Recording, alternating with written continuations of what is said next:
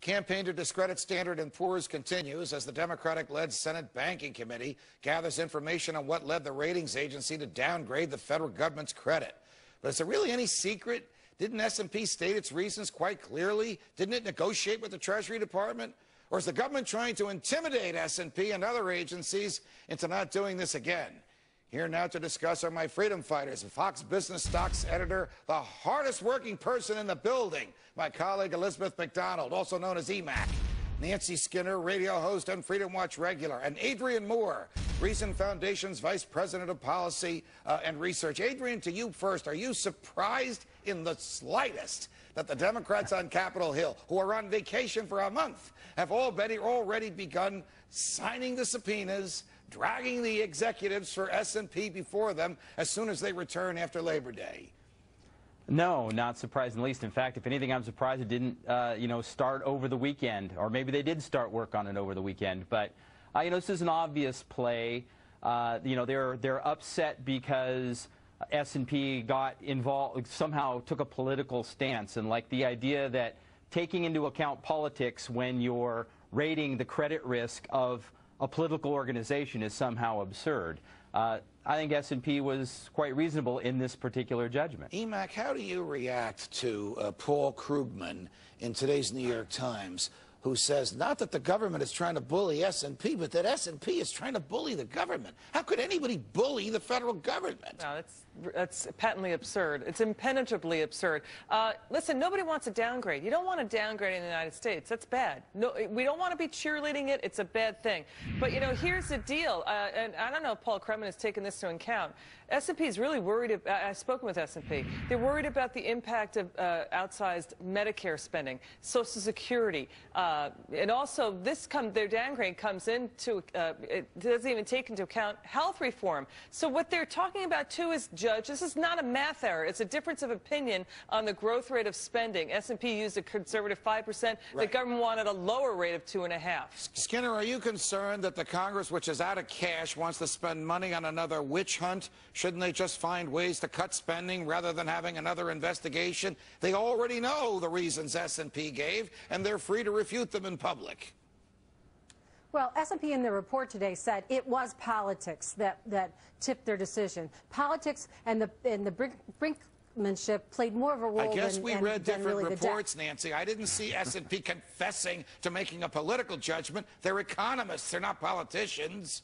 It was in their report. I actually pulled the quote. No, I read it. No. They're talking about political gridlock. It's not a political. It's really misleading to say this is about politics. S&P, I spoke with them. They're talking about. They're calling it gridlock. People in Congress call it gridlock. Okay, all right. Let's move on. People in Congress call it gridlock. Nancy, I think you're referring. To answer your question, Judge. You're referring to S&P's conclusion that Washington can't get things done in a timely manner. You call that politics. Right. They call it economics. All right, go ahead.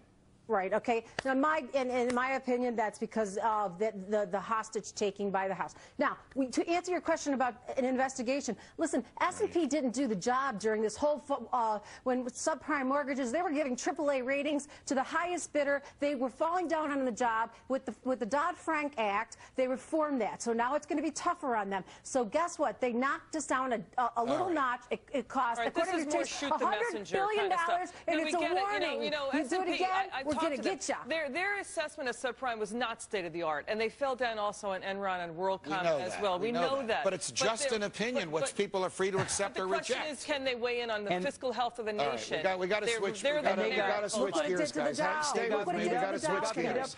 Stay with me, please. Riots rocked the streets of London as 16,000 Scotland Yard police tried to quell the masses after 4 days of fire, looting, and destruction. Look at these pictures. What began as protests against the police shooting a man allegedly linked to London gangs has turned into what is now being described as more angry riots over massive spending cuts and tax increases passed by Parliament to combat the United Kingdom's budget deficit.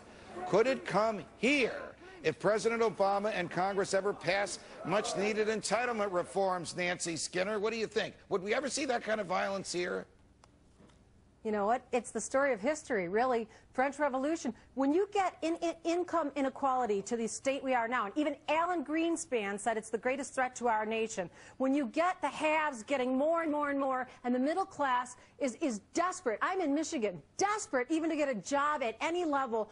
Eventually, you're going to see that kind of breakdown of society, and even Alan Greenspan and economists agree. Adrian, do you think Americans are of a mind that the government owes them a job and the government owes them a living? Don't we have a vastly different value set over here from our cousins in Europe? Well, I think we do as a whole, but that doesn't mean there isn't a substantial minority that already has that mindset, and that the longer we delay reforming those entitlements, the worse that sense of entitlement is going to get. And we built this problem by building an entitlement society. Now we're going to probably have to extricate ourselves fairly carefully, because there's people who feel entitled to their team winning the championship, and they riot if that doesn't happen. So it could happen if we take away their checks. Thank you. EMAC, can we ever get out of the welfare state, the modern welfare state as we know it? It's difficult with the track that we're on. Listen, this is criminality, and this is frustration. I agree, the middle class is hurting. They haven't seen wages going up. But the irony here, and it's a terrible one, is that the looting and the rioting that's going on is hurting people who are actually trying to get to their jobs. So when you wreck or burn down a grocery store or a shop or a business, that hurts the people who want to go to work. Nancy Skinner, 15 seconds. Just a brief answer. Do you think we'd see the violence, the looting, the burning, and destruction in Michigan that we see in England? You know, I'd never condone such a thing, but it's happened before. Rioting in Detroit, as we well know. Income inequality, when when people are hungry and desperate and there are no jobs, it's not like they have a choice. Sometimes things get out of control, and it can happen. Well, as we see in the UK. They have a choice. They don't have to go out and burn down a business where people are being given jobs to work at. But I agree. How do you get jobs growth in this country, and it isn't really working right now? Got it. Adrian Moore, Nancy Skinner, EMAC, thank you very much for joining us, guys. Up next,